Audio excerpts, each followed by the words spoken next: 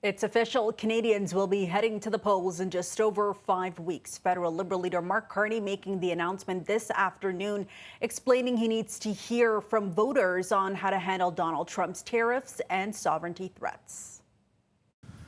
That's why I'm asking for a strong, positive mandate from my fellow Canadians. I've just requested that the Governor-General dissolve Parliament and call an election for April 28th, and she has agreed.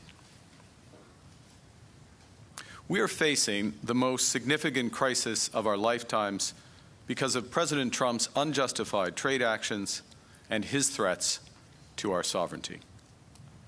Our response must be to build a strong economy and a more secure Canada.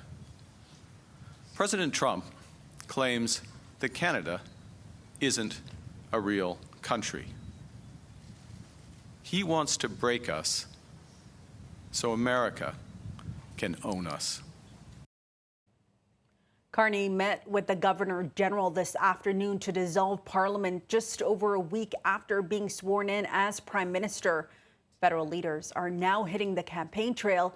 Carney is heading to St. John's, Newfoundland. Conservative leader Pierre Poilievre is going to hold a rally in Toronto later today.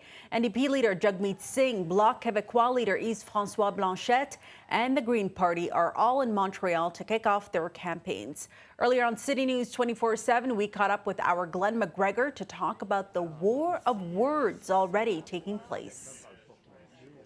Interesting sort of choice of words going after Pierre Poilievre. He was asked about those comments that were made by Danielle Smith in an interview with a news organization called Breitbart, which is a right-wing conservative organization in the United States. And Smith had gone in there and said that she had told the Trump administration, she said this during her interview, that they should try and hold off the tariffs a bit during the election campaign because the tariff issue was helping the Liberals and was hurting Pierre Poilievre, who she said would be a better choice for dealing with the United States, and is obviously her choice for Prime Minister.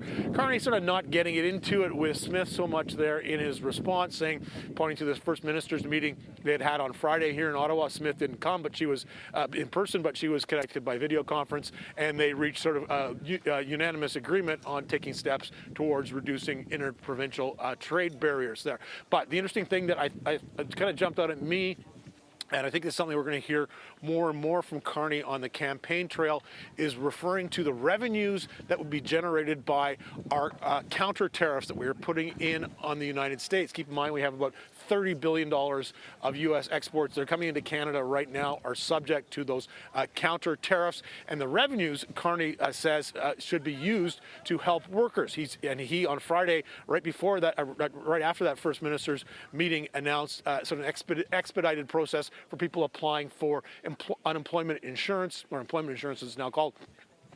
Eliminating the 1 week waiting period so the people who get affected by tariffs and lose their jobs, or at least lose work, could apply immediately. He says he's contrasting that approach with Pierre Poilievre, who wants to use those revenues from those counter tariffs to pay for tax cuts, just income tax cuts, which in Carney's view would help people who are wealthier and also people who are not as adversely affected by the tariffs, because in order to benefit from a tax cut, you need income. And if you lose your job because of the tariffs affect the steel mill you're working in, or cause you to, or agricultural products, then that would not be as much an advantage. So they're really kind of setting up. This is going to be a theme throughout this election campaign over the next 36 days.